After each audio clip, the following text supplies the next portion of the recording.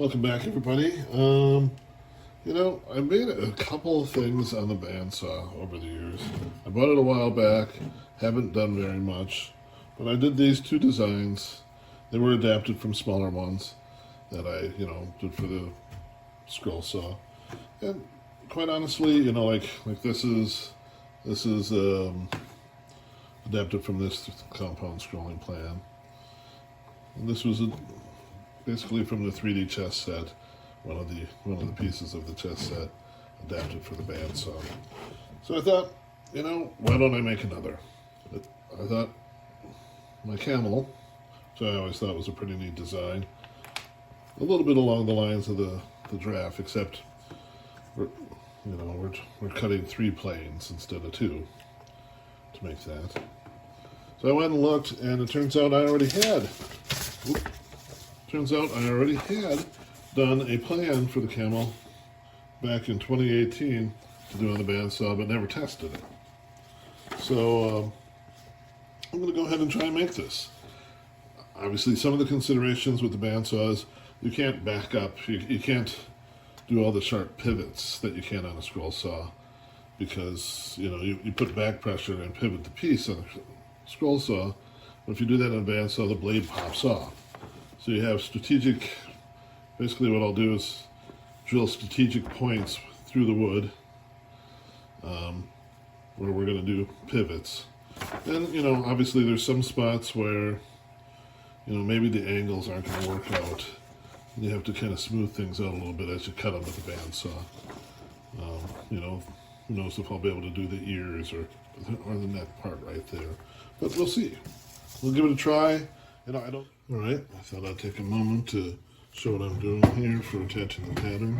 Oops, in case someone doesn't quite realize or hasn't done patterns like this. Most scroll sawing patterns are, you put the tape on the block and you apply the pattern with the glue. Glue stick in this case is what I'm going to use. The tape helps duplicate the scroll saw blade. I don't think it's going to do too much for the bandsaw, but it's just how I've been doing things, so that's what we're going to do here. Alright, so I'm going to drill out the holes for pivot points. Obviously you can make more if you want. I'm going to do the top, the top one's pretty long, so it's going to take a little bit more to drill through it. Obviously my drill bit's not even long enough, but I did get a longer one. So it'll take a few passes. So we'll start with this and work our way through. Even if your piece isn't 100% square, should make it through. This side's going to be a little harder with the ear pivot points there. I'll probably skip that one.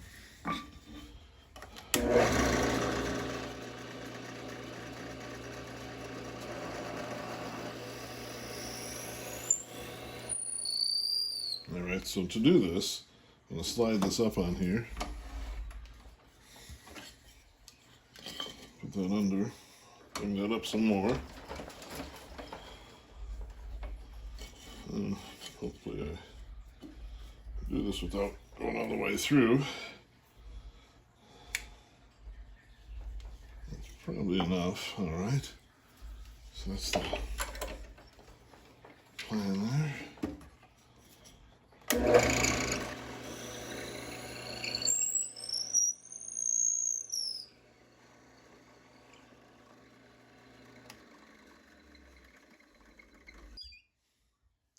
That's how I do the deeper holes. I'm going to go ahead and drill out the rest and move on to the bandsaw. Before I cut this out, quick discussion on some of the holes. The hole on top here didn't give enough space. So that could be eliminated. Since that's going to be one of the last cuts you make, you could just kind of go off the top there, off that way, and be done with it. So that seems a little silly. We could just add another cut there and eliminate that. Then go cut that way, and then cut that way, and you're done. Likewise, one of the hardest things about doing this is drilling a straight hole all the way through. It's very hard. That's why I skip this one, because if that one skews, it's going to take out one of the legs in the front. So I think I can just weasel it up, slide it back out, weasel it up. One thing I will do is slide this down a little bit this portion of the design had to do with it being a scroll saw pattern. So in that scenario, everything was cut out with drilled holes, nothing was cut through. And then you cut off the bottom to free the whole thing. Where here it's going to be a little different. So that really doesn't need to be like that. So I might even cut that off before we do these cuts. The way I figure it. What else? Real quick. I'm basically going to cut off one side, glue it back on with strategic points of gluing so that it doesn't affect the actual finished product. Once that's dry and set, I'll cut off the other side and I'll glue that back on. Then I'll cut this out and that out. It won't be glued, those will be taped to be held in place. And then we'll cut out the inside, that, you know, work our way around that way.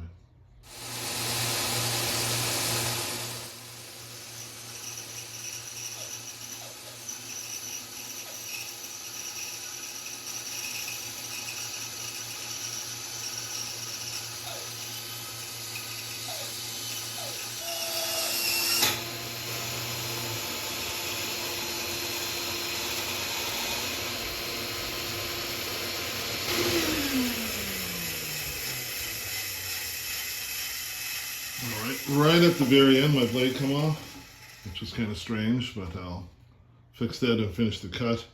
Obviously, you always want to be very careful as you get to the end. Kind of pull it through, make sure your fingers are not pushing this. Well, it turns out the blade had actually jumped off the top guide bearing. Seems to be actually rather difficult to keep it on there. A little dirty looking. But I'm going to glue this together again. And see how it goes from there. Cut off the other side. Actually, it cut easier than I thought until it jumped off the bearing and now kinked the blade, but we'll see how that goes. Well, all right. I've cut and glued the other side as well now. I'm going to go to this side. I'm going to do the inside first, then I'm going to do the outside. Then we're going to just tape the ends to hold it in place. I question whether that wouldn't have worked better after doing the sides here, just taping the bottom and the bottom. But then the gluing. So I had these nodules to deal with, but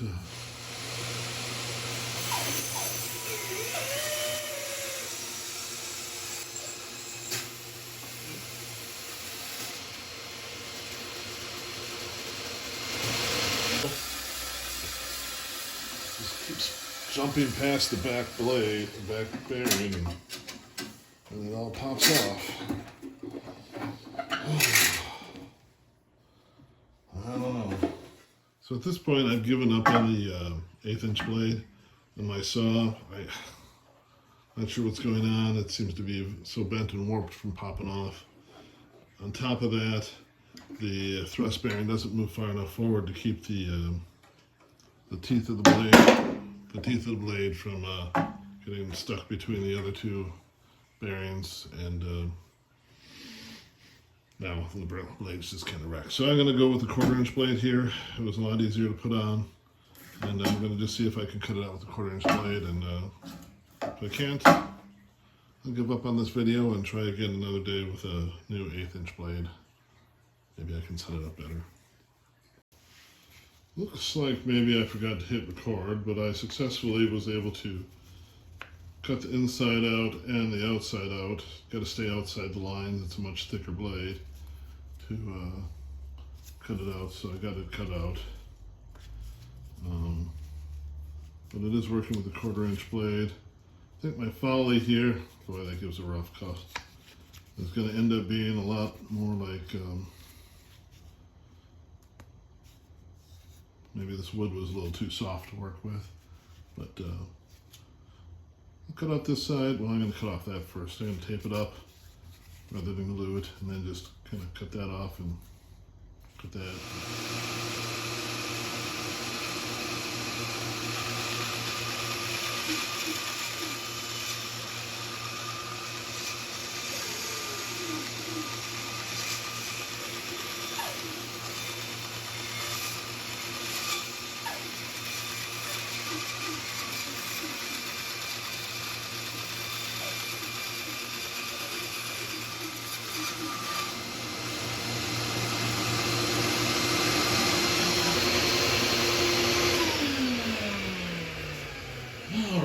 let's see what we got.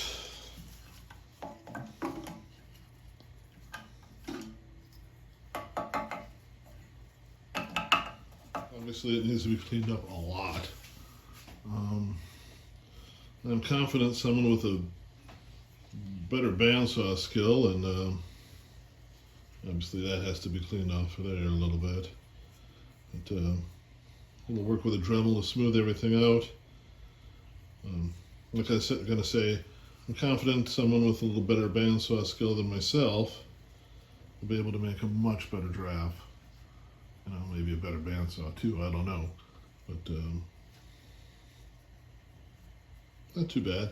And they're going to do some shaping with the Dremel, kind of smooth some of the round some things off, and see where we end up with. Well, here we have Camel after some shaping work with the, it's mainly a Dremel and a carving knife a bit. You know, a carving knife you could easily shave off the flares on the side here, and then the Dremel for a bit. So, you know, obviously I was able to make a much larger one than I could make on the scroll saw. You know, some of this issue with this three-plane compound scrolling is obviously you can only cut something so big this way. Obviously, you know, the bandsaw gets past that limitation. This would prove to be a little too soft, dry, and splintery. It was just a piece of aspen I had laying around in my workshop that I glued together for the right thickness. Makes the legs pretty weak for trying to sand them. But, you know, well, I had a lot of trouble with my bandsaw and kind of thought of this as a failure. I did successfully actually make a camel, so there it is. What I'm going to do is I'm going to split these. You know, there's going to be a scroll saw pattern that's separate from a bandsaw pattern for this one. So I'll just split them apart. And just have a camel bandsaw pattern and a camel scroll saw pattern separate. Whereas with the draft, I kind of did them together. But I think it'll probably come out better in Etsy if they're separate plans. Anyway, thanks for watching, and good luck making camels. Thanks. Bye.